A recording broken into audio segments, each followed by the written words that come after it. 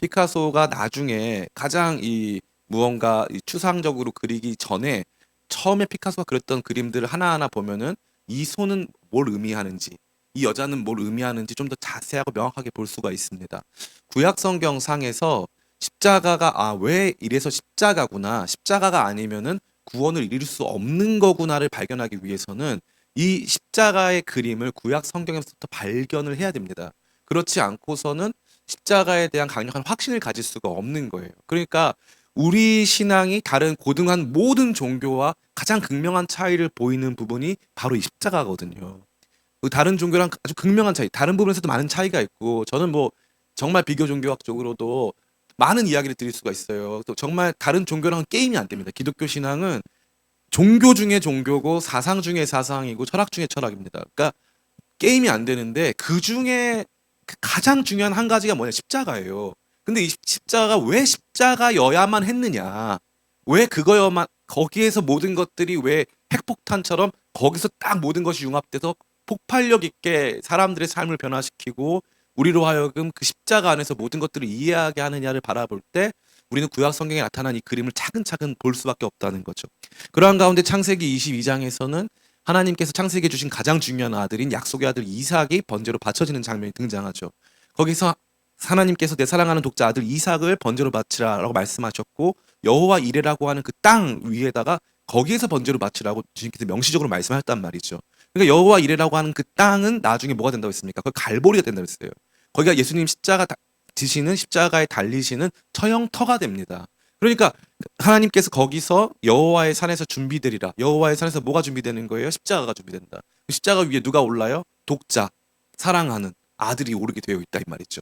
그래서 거기에 이삭이 나무를 지고 올라간다라는 표현이 두 번이나 반복해서 등장하는 거 아니겠습니까? 자기가 올라가야 할 그 나무를 이삭이, 아들이 짊어지고 올라가잖아요. 그러다가 결국에는 거기에서 하나님께서 아브라함의 아들이 아닌, 그러니까 아들의 교환이 일어나는 거죠. 아브라함의 아들이 아닌 하나님의 양이 수풀에 걸려서 머리에 가시관 쓴 것처럼 수풀에 걸려 있는 그 양으로 대신 제사를 지냈고, 거기에서 번제를 지내고 났을 때 이것으로 말미암아 대적의 문을 얻게 될 것이다 라고 명시적으로 말씀하셨다는 사실입니다.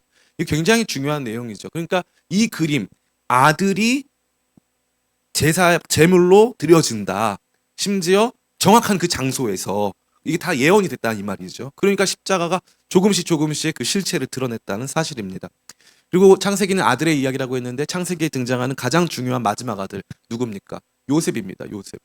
이 요셉이라고 하는 굉장히 특별하게 사랑받는 아들. 근데 이 아들이 무슨 아들이라고 그랬어요? 나중에 이 아들이 11번째 아들인데 나중에는, 그렇죠, 장자가 된다 그랬어요. 장자. 신기한 거예요. 여러 아들이 있는데 누군가가 어떠한 삶을 살아내고 어떠한 행위를 했기 때문에 이 사람이 12아들 중에, 이스라엘 전 지파의 상징인 12아들 중에 장자가 되는 거예요. 그 아들이 누구냐 이거죠. 그 아들은 색동옷에서 옷 벗김을 당하고, 이제 노예의 옷을 입었다가 노예의 옷도 옷 벗김을 당하고, 그 다음에 죄수의 옷을 입었다가 그 다음에 다시 바로 앞에 설 때는 다른 옷을 입고, 그 다음에 재밌는 게 뭐냐면 바로가 그에게 이제 총리로 임명하니까 요셉이 무슨 옷을 입냐면요, 세마포 옷을 입어요. 이게 왜 중요하냐? 예수님이 십자가에서 죽으신 다음에 예수님이 입으신 옷이 뭐예요? 세마포 옷이에요. 그 옷만 남겨져요. 그죠? 그게 너무너무 하나하나가 다 완벽하게 예수님의 그림과 조금씩 연결되고 있다는 것을 볼 수 있는 것입니다. 이제 본격적으로 십자가의 이야기는 더 그 중심에 놓여져 있는 십자가에서 이루신 죄를 씻으시는, 다시 말해 속죄의 이야기로 나아가고 있습니다. 속죄의 이야기. 그것을 가장 잘 보여주는 것은 광야에서 이 시간을 보내고 있었던, 광야에서 방황하고 또 모세의 인도함 속에서 하나님의 땅으로 향해서 가고 있었던 이스라엘 백성들 가운데 잘 나타납니다. 그들이 먼저 경험하게 된 것은 무엇이냐 하면은 바로 유월절이에요. 유월절. 오늘 본문의 말씀인데요. 다른 말씀은 다 차치하고서라도 우리 같이 한번 읽어보겠습니다. 우리 13절, 14절. 출애굽기 12장 13절, 14절 같이 한번 읽어보겠습니다. 시작. 내가 애굽 땅을 칠 때 그 피가 너희가 사는 집에 있어서 너희를 위하여 표적이 될지라.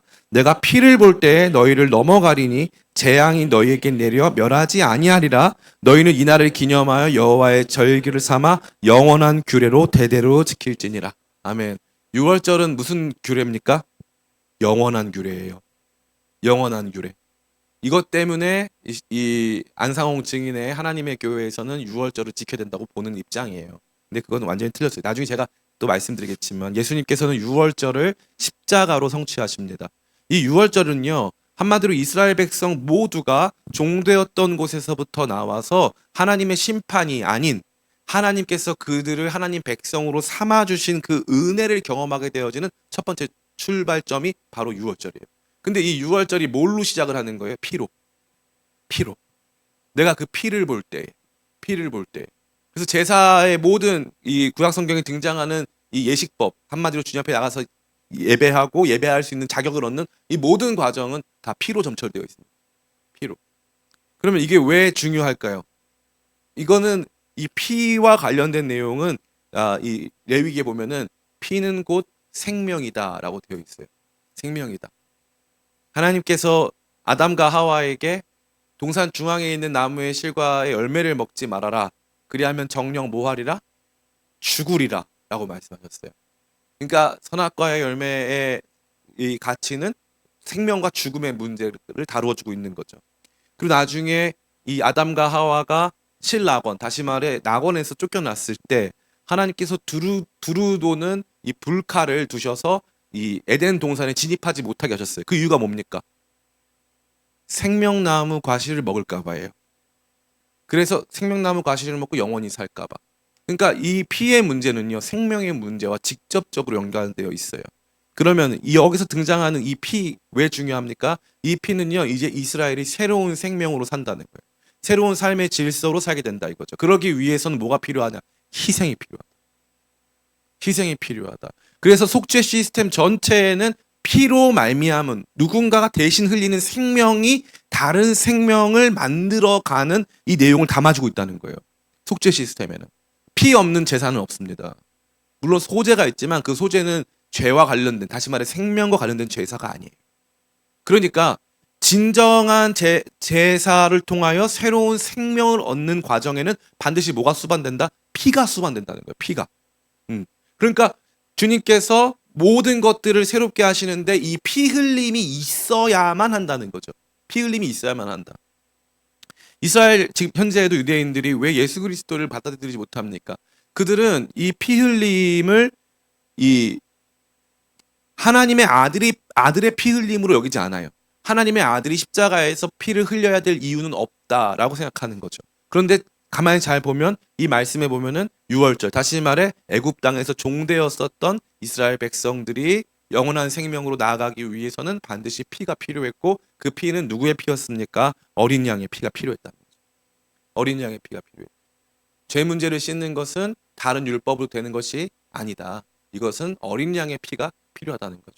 이래서 기독교 신앙의 핵심에는 이 피의 문제, 생명을 얻기 위해서 어떠한 생명의 값이 대가가 치러져야 하는, 생명을 내어주어야 하는 이 문제가 가장 중요한 내용으로 자리 잡고 있는 거예요.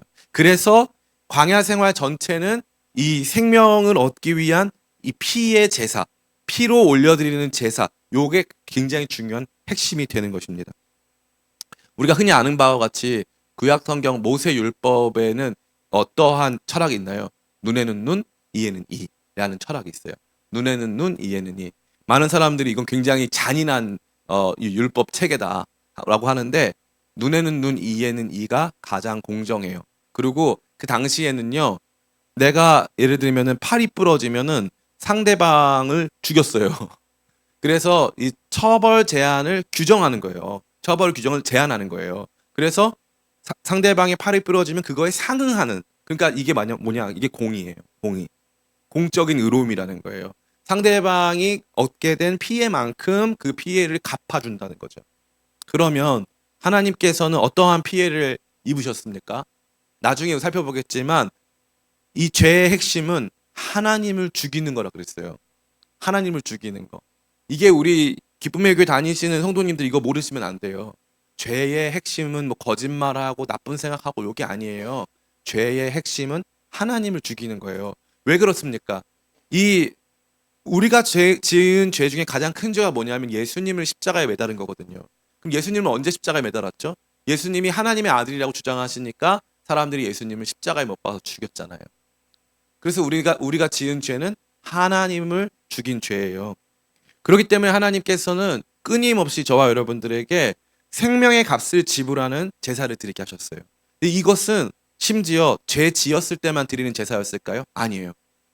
이게 나중에 이 솔로몬 성전이 지어지면 상번제라 그래서 아침과 저녁에 매일 드려요. 매일. 매일 우리는 이러한 피 없이는 하나님께 나갈 수가 없습니다. 십자가의 보혈의 공로 없이는 하나님께 나아갈 수가 없는 존재입니다. 라고 하는 위대한 선언이 이루어지는 거죠. 그래서 6월절이 구원의 출발이고요. 이게 영원한 규례예요. 그거 없으면은 전혀 여러분들이 이거는 기독교 신앙이 아니라 미신 비슷하게 돌아가는 거라고 보시면 거의 100%라고 볼 수 있습니다. 이와 같이 피의 원리를 가지고 있는 속죄 시스템에 있어서 피로 우리 죄를 속하신다.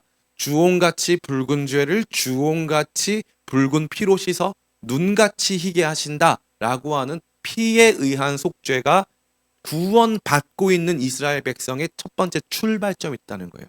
그러면 구원받은 백성 되려고 하면 우리도 뭐가 필요하다? 우리도 하나님의 어린 양이 필요하다. 하나님의 어린 양이 필요하다. 우리에게도 어린 양이 필요하다. 라고 하는 가장 기본적인 이 그림자가 하나 완성이 되었습니다. 두 번째예요. 광야 생활 가운데 우리가 또 마주대하게 되는 십자가의 그림자는 무엇입니까? 바로 반석입니다. 반석. 우리 같이 한번 읽어보겠습니다. 출애굽기 17장 6절과 7절입니다. 출애굽기 17장 6절과 7절 같이 읽습니다. 시작. 내가 호렙산에 있는 그 반석 위 거기서 내 앞에 서리니 너는 그 반석을 치라. 그곳에서 물이 나오리니 백성이 마시리라. 모세가 이스라엘 장로들의 목전에서 그대로 행하니라. 그가 그곳 이름을 마사 또는 무리바라 불렀으니 이는 이스라엘 자손이 다투었으며 또는 그들이 여호와를 시험하여 이르기를 여호와께서 우리 중에 계신가 안 계신가 하였음이더라. 아멘. 여기 보니까 반석을 어떻게 하면 물이 나온다고 되어 있어요? 예. 1번 명령하면, 2번 문지르면, 3번 치면 나와요. 근데 뭘로 쳐야 돼요? 1번 손, 발, 2번 발, 3번 지팡이. 이렇게 해야 설교 잘 들어요. 예. 지팡이로 반석을 치래요. 그런데 반석 위에는 뭐가 있는데 쳐요? 반석 위에 뭐가 있습니까? 잘 보세요, 여러분이. 말씀을 그냥 봐봐, 진짜로. 반석 위에 뭐가 있길래? 뭐가 있대요? 잘 읽어보세요. 내가 호렙산에 있는 그 반석 위 거기에서 내 앞에 서리니 너는 그 반석을 치라. 그쵸? 반석 위에 하나님이 계신 거예요. 그럼 반석을 치라는 거예요? 하나님을 치라는 거예요? 하나님을 치라는 거예요. 하나님을 치라는 거예요. 반석 위에 있는 하나님을 쳐라. 무슨 말이에요? 하나님이 우리 때문에 우리에게 생명의 물을 공급하시려고 거기에서 맞으시는 거예요. 거기에서 형벌을 받으시는 거예요. 거기에서 고난을 받으시는 거죠. 그럼 이 반석은 뭔데요, 도대체? 반석. 고린도전서 10장 4절. 제 말을 믿지 마시고 성경을 믿으세요. 무조건 성경을 믿으셔야 돼요, 여러분. 제 말을 믿지 마세요. 무조건 성경을 믿어. 그러니까 제가 하는 말이 맞는지 틀리는지 성경으로 증명하면 돼. 그러니까 기쁨의 교회 전통은 바로 그거예요. 성경으로 증명되지 않으면 말을 할 필요가 없는 거예요. 성경으로 증명하면 돼. 같이 한번 읽겠습니다. 고린도전서 10장 4절 같이 읽습니다. 시작. 다 같은 신령한 음료를 마셨으니 이는 그들을 따르는 신령한 반석으로부터 마셨음에 그 반석은 곧 그리스도시라. 아멘. 그럼 지팡이로 맞는 존재는 누구예요? 그리스도 예수님이 마셨다 이거죠. 더 놀라운 건 뭔지 아세요? 이 반석은요, 반석으로 나타나 있는 히브리어 에벤, 이걸 에벤이라고 하는데 이 에벤은 언어 유희적으로 언제나 아들과 동음이 이어요. 미안해요. 다른 발음이지만 같은 뜻이에요. 그래서 이음동이요. 그래서 주님께서 뭐라고 말씀하시냐면은 이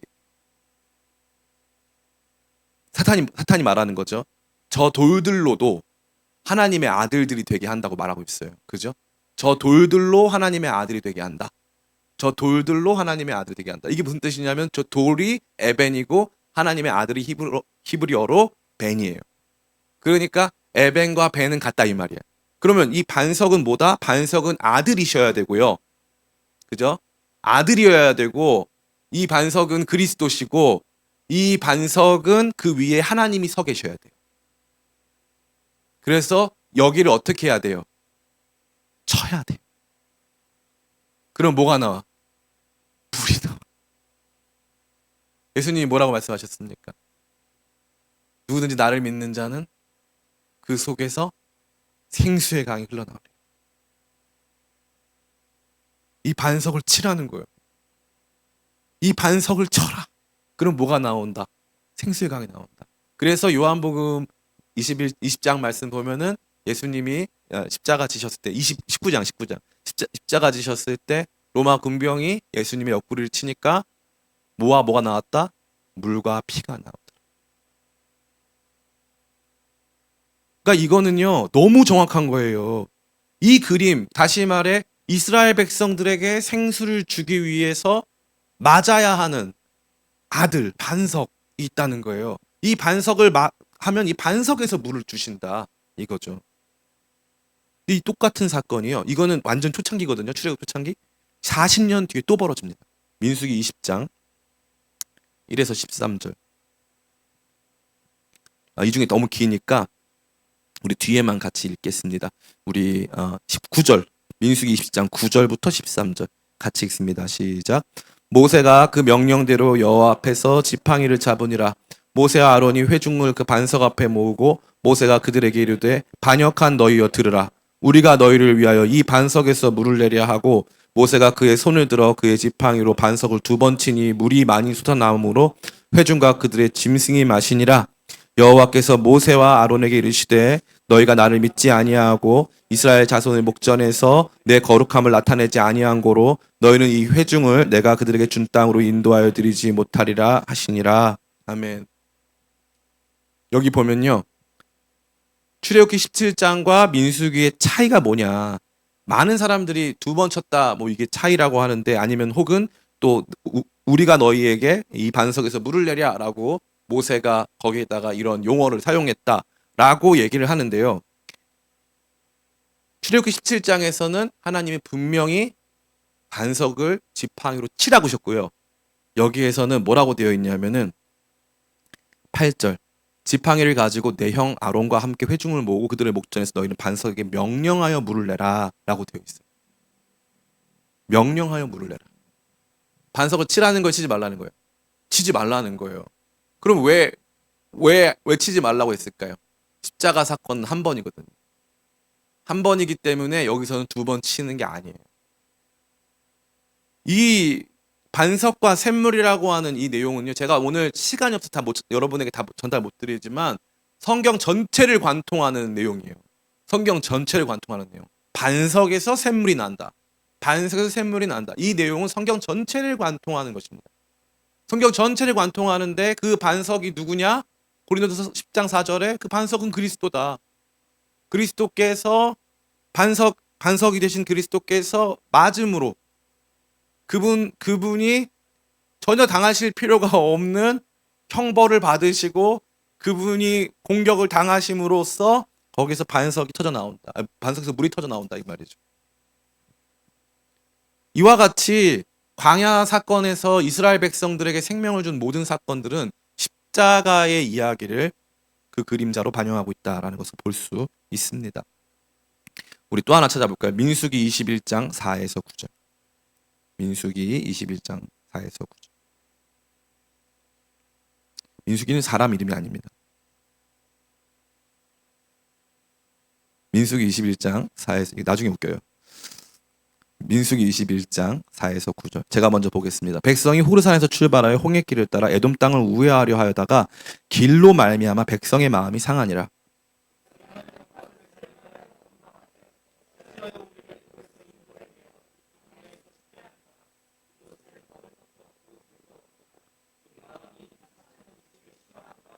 여호와께서 불뱀들을 백성 중에 보내어 백성을 물게 하심으로 이스라엘 백성 중에 죽은 자가 많은지라.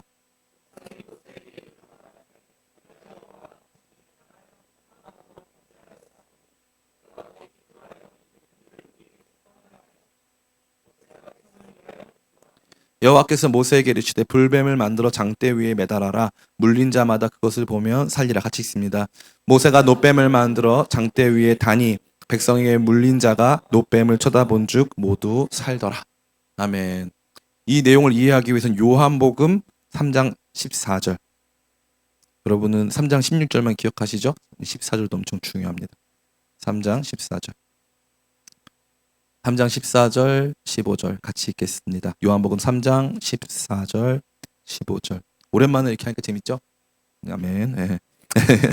요한복음 3장 14절, 15절. 옛날에 맨날 이렇게 했는데, 그죠? 같이 읽겠습니다. 시작. 모세가 광야에서 뱀을 든 것 같이 인자도 들려야 하리니 이는 그를 믿는 자마다 영생을 하려 하심이니. 아멘. 인자도 들려야 되는데 들려야 되는 이유가 뭐예요? 모세가 광야에서 뱀을 든 것처럼 인자도 들려야 된다. 이때 무슨 일이 벌어졌는데요? 불뱀이 와가지고 사람들을 많이 물었어요. 많이 물어서 사람들이 많이 거기에 이제 독에 중독돼가지고 목숨을 잃어 했단 말이죠. 목숨을 잃는 절체절명의 상황 속에서 하나님께서 모세에게 이 불뱀의 형상을 하고 있는 놋뱀을 만들어서 우리를 공격한 것 같은, 우리를 물어가지고 우리의 생명을 뺏어가고 있는 것과도 같은 추악하고 흉물스러운 이 뱀을 만들어서 이 높이 들라는 거예요. 이걸 높이 들면 이걸 보는 사람들은 살 거라는 거죠. 우리를 죽게 한 그 죽음의 원인을 높게 들라는 거예요. 그럼 이거를 보면 산다는 거예요. 그 제가 말씀드렸잖아요. 지금 광야에 등장하는 이 모든 내용 다 뭐와 관련이 있다? 다 생명과 관련이 있어요.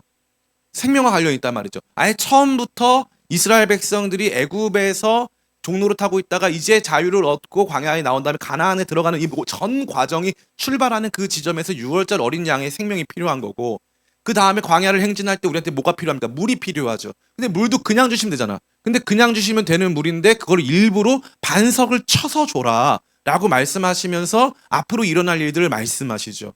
그러고 나서 어떻게 합니까? 지금도 똑같이 백성들이 목숨을 잃으니까 거기에서 놋뱀, 우리를 물게 한 뱀을 놋뱀의 형태로 시작해서 빠르게 그걸 들어 올려라. 그러면 그거 보면 산다. 많은 사람들이 이것이 이 구약 성경이 가지고 있는 이 종교의 고대성 같은 것으로 이해해요. 전혀 그렇지 않습니다.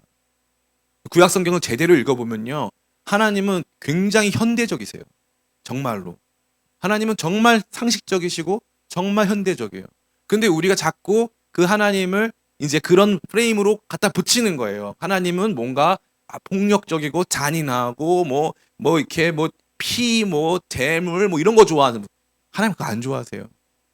이사야 1장에 보면은 너희가 그 대회로 모여가지고 재물 바치는 거 집어치라고, 가증스럽다고, 역겹다고 그러세요 하나님이.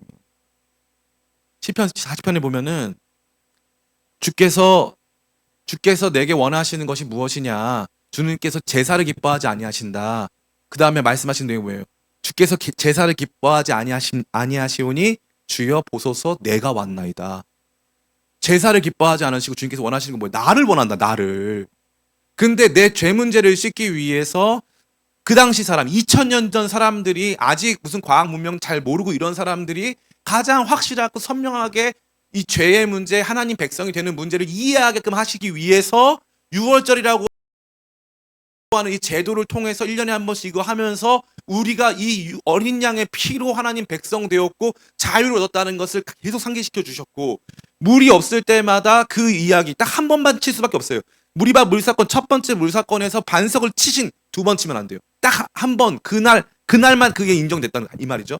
그 한 번 물을 치셔서 반석을 치셔서 물을 내신 그 사건을 저와 여러분에게 보여주시면서 어떠한 존재가 거기서 맞아야지만, 하나님 말씀하시잖아요.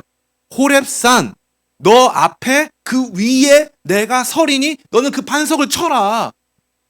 그러면 거기서 물을 내주겠다. 하나님 자기 자신이 형벌을 받으시고 자기 자신이 매맞고 자기 자신이 우리에게 폭력을 당하시는 그 그림을 보여주셨죠. 그리고서는 나중에 불뱀에 물리니까 놋뱀을 만들어라.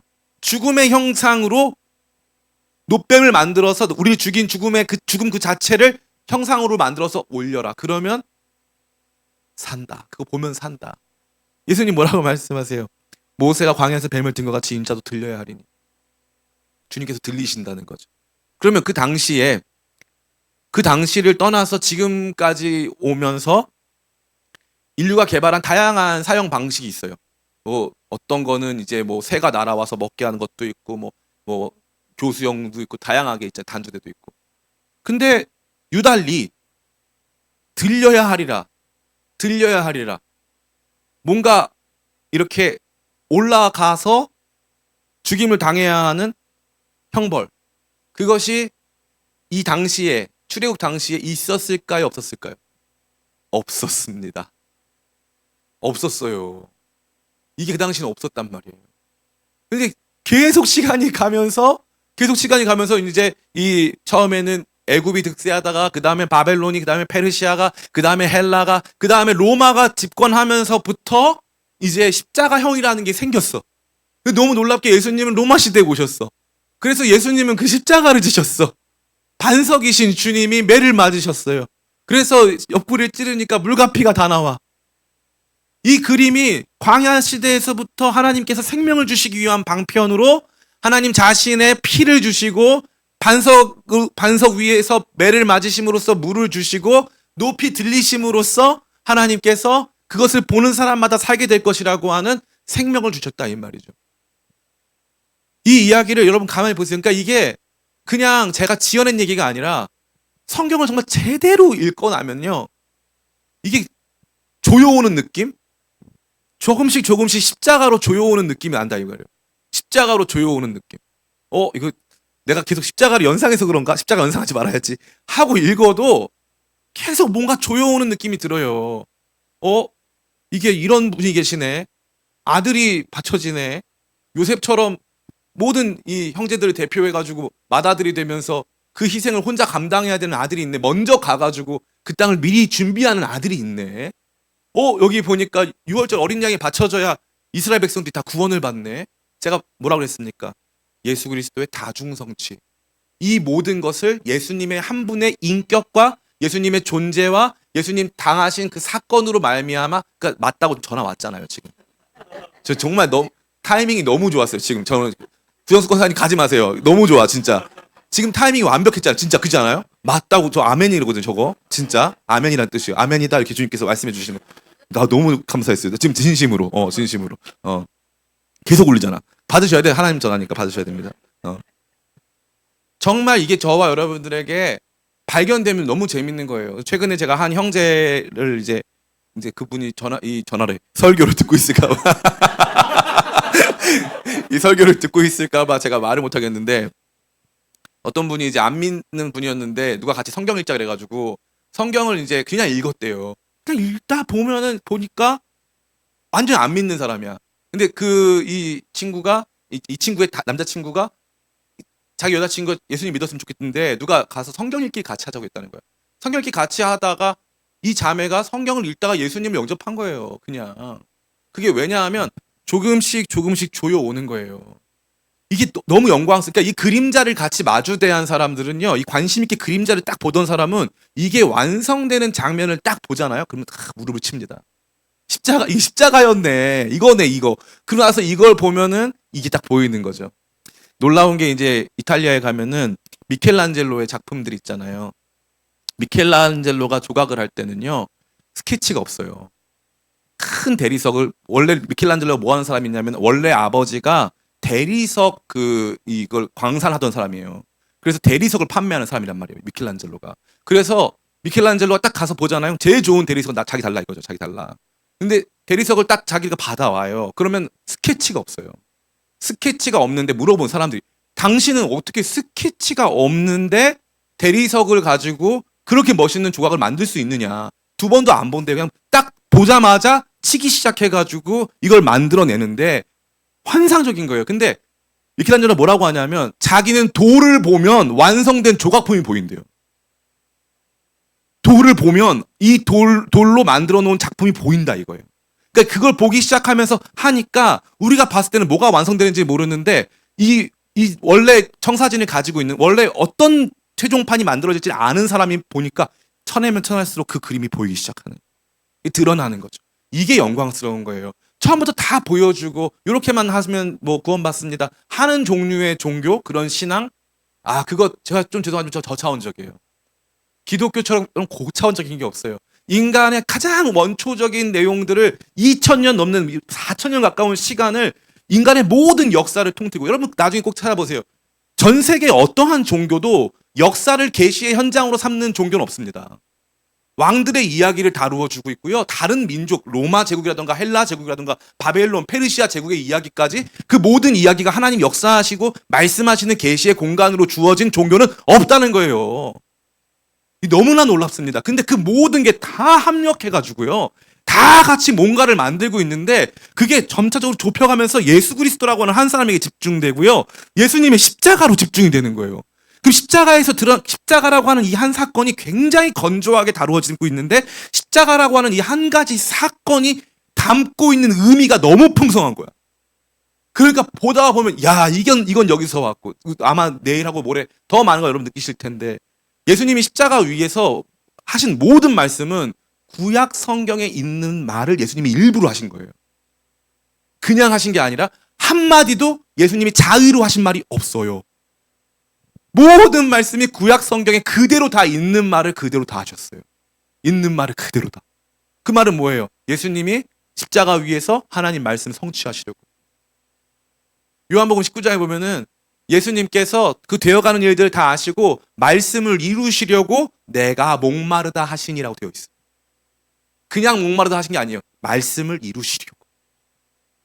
이게 여러분 잘 보셔야 돼요. 그러니까 십자가는 그냥 예수님 십자가에서 죽으셨어, 이게 아니라 하나님께서 수천 년부터 이루고자 하셨던 일, 나를 구원하시고 하나님 자녀 삼으려고 하셨던 이 모든 일들, 이스라엘 백성의 역사 속에서, 전 세계의 역사 속에서 하나님께서 하셨던 모든 일들이 십자가에 있는 거구나. 하나님 백성은 십자가를 통해서 생명수를 얻고, 십자가를 통해서 생명 그 자체를 얻고, 십자가를 통해서 구원을 받는 거구나. 하나님 어린 양의 피를 보시고 지나가시고, 반석에서 매를 맞으신 주님이 생명수를 주시고, 노뱀처럼 죽음의 모습으로 들어 올려진 주님을 바라보는 생명을 얻는 거구나. 이게 이스라엘 백성들의 삶이구나. 그래서 신자의 삶은 십자가가 다다 이거예요. 십자가가 다다. 아니, 십자가가 다라는 건 뭐냐면 이런 거죠. 우리 한국 사람들은 뭘 먹어야 됩니까? 김치, 맞아요. 김치도 맞는데. 그러면 김치만 먹을 수 있습니까? 한국 사람들은 밥이 있어야 돼요. 밥을. 저도 지금 밥을 많이 안 먹고 있지만, 한국 사람들은 밥이 있어야 돼. 그럼 보세요. 반찬을 20가지를 했어요. 반찬을. 예? 그렇게 20가지 해서 한국 사람들은 반찬의 힘으로 살아 하는 사람 있어요, 없어요? 없어요. 반찬이 더 많아. 심지어 반찬이 더 많은데 결국 우리는 그걸 다 뭐라고 불러요? 밥이라고 불러요. 다 밥이라고 불러. 통째로 밥이에요. 십자가도 마찬가지예요. 주님께서 위로도 해주시고요, 돈도 주시고, 건강도 주시고, 진로도 열어주시고, 배우자도 만나게 하시고, 온갖 축복 다 주실 줄 믿습니다. 이런 건 나면 잘하시는데. 근데 저 걱정되는 게, 우리 구정숙 권사님 주님 전화 받고 가셨는지 모르겠어요. 안타깝는데. 다 그건 기본이에요. 기본. 그건 기본이, 그건 반찬이라. 이거 반찬. 그건 반찬이야. 그게 왜 있냐? 밥 때문에. 반찬 왜 있냐? 밥 때문에. 그죠? 이거 왜 먹냐? 밥 먹으려고 먹는 거예요. 십자가가 바로 그거야. 십자가가 밥이에요. 십자가가 있어서 구원도 받고, 십자가가 있으니까 축복도 받고, 십자가 때문에 하나님 자녀 됐고, 십자가 때문에 약속 있고, 십자가 때문에 내 삶이 가치 있고 의미 있고, 십자가 때문에 하나님 사랑이 확증받고, 십자가 때문에 모든 것이 가능한 거예요. 제가 이번에 이 4월 19일에 국민일보 거기 제 설교가 올라가요. 저한테 설교 달라 그래가지고 그것 때문에 너무 힘들었어요. 막 미국에서 누나 오죠. 이거 기도회 하고 고난주간 기도하고 있는데 그 설교 올라가야 된다. 너무 대단한 분들만 올리는 거긴데 어떡하지 막 이러고 있었어요. 그리고 막 정신이 없고 막 생각나는 게 아무것도 없는 거야. 그러다 보니까 또 이제 지금 하고 있으니까 십자가 또 해가지고 그 설교문을 보냈어요. 4월 19일 또 제가 굉장히 예민한 사람이라 그날 또 4.19, 그 다음에 오늘이 또 4.16이잖아요. 세월호 사건. 이걸 다 총체적으로 막 묶어서 막 또 하고 싶은 욕망이 있었는데 지금 정신이 없으니까 그 4.19랑 4.16도 다 묶어 이거를. 그러면 너무 길어지잖아. 그래가지고 고민하고 막 기도하는데 하나님이 십자가다, 십자가. 십자가로 통치자들과 권세자들을 이기시고, 십자가로 우리 죄를 사하시고, 십자가로 멀리 있던 우리 둘을, 이방인과 유대인을 하나로 만드시고, 십자가로 하나님께 가까이 나가게 하셨다 이 말이에요. 그러니까 구약 성경의 이야기를 읽으면서 보석과도 같은 십자가의 이야기를 발견할 때마다 아이고 내가 그 은혜로 하나님 자녀 됐구나. 아이고 주님이 맞으셔서 생명수를 주셨구나. 우리 주님이 저 추하고 흉한 이 노뱀과 같이 높이 들리셔가지고 그 주님 바라보면 사는 거구나. 험한 십자가 바라보면 사는 거구나. 험한 십자가, 흉악한 십자가, 그 십자가 바라보는 게 그 바라보는 게 생명이구나.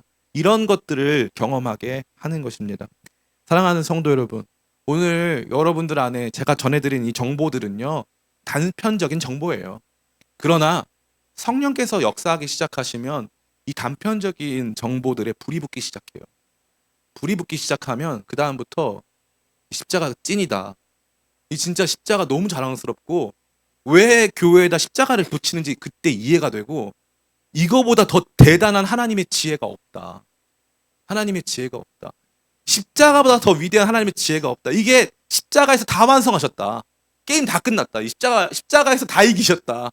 이 제가 고백하는 겁니까? 제가 늘 말씀드리잖아요. 이완 목사 설교는 성경에 안 나온 내용이 없기 때문에 여러분들이 꼭 제 설교를 듣고 나서 뭐가 기억나야 되냐면 성경에 저희가 있나? 이게 중요한 거예요. 제가 읽어드릴게요. 고린도전서 1장 찾으실 분들 찾으시면 돼요. 1장 18절부터 25절까지 제가 읽어드릴게요. 십자가의 도가 멸망하는 자들에게 미련한 것이요 구원을 받는 우리에게는 하나님의 능력이라. 기록된 바 내가 지혜 있는 자들의 지혜를 멸하고 총명한 자들의 총명을 폐하리라 하였으니 지혜 있는 자가 어디냐? 선비가 어디냐? 어디 있느냐? 이 세대의 변론가가 어디 있느냐? 하나님께서 이 세상의 지혜를 미련하게 하신 것이 아니냐? 하나님의 지혜에 있어서는 이 세상이 자기 지혜로 하나님을 알지 못하므로 하나님께서 전도에 미련한 것으로 믿는 자들을 구원하시기를 기뻐하셨도다.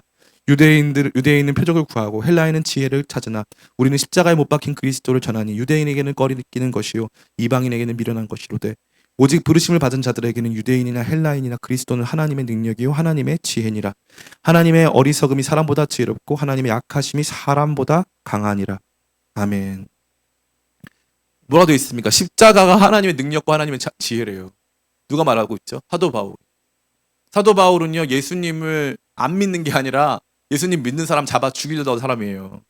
스데반 첫 번째 순교자 스데반이 죽음을 맞이할 때 사도 바울이 스데반을 죽이는 사람들이 옷을 맡아줬다고 돼 있어요. 옷을 맡아줬다는 건 뭐냐면 꼬봉이란 뜻이 아니라 야 니네 가가지고 이제 스데반 좀 어떻게 좀 해야 되지 않겠어? 하고 다 저희 가가지고 좀 가서 손 좀 봐주고 와. 그 뒤에서 조종했다 이 말이에요. 그래서 굉장히 강한 권력을 가지고 이때 공회원들에게 신망을 받으면서 이 다메섹에 있는 그리스도인들을 붙잡으려고 가는 길에 주님을 만나죠. 그러니까 십자가가 그냥 덩그러니 십자가 또 십자가 이게 아니라 정말 이 하나님 말씀을 처음부터 쫙 읽다 보면요 십자가가 막 다 보여요. 그냥 발견하면 그 기쁨이 막 말로 할 수가 없는 거예요. 그 기쁨이 십자가에서 얻게 된 생명, 십자가를 통해서 주시는 영원한 생명수, 마르지 않는 생명수, 십자가에서 얻게 된 구원, 하나님 백성이라고 하는 내용, 애굽 사람들 다 심판받는데 심판으로부터 옮기어진 그 사건 다 하나님의 어린 양의 보혈 그 피를 볼 때에 넘어간다고. 예수님이 왜 피 흘리셨는지, 왜 들리셨는지, 왜 예수님이 맞으셨는지, 왜 예수님이 물과 피를 다 쏟으셨는지 구약 성경은 광야 이스라엘 백성들의 광야 생활을 통해서도 저와 여러분에게 말해주고 있는 줄을 믿습니다.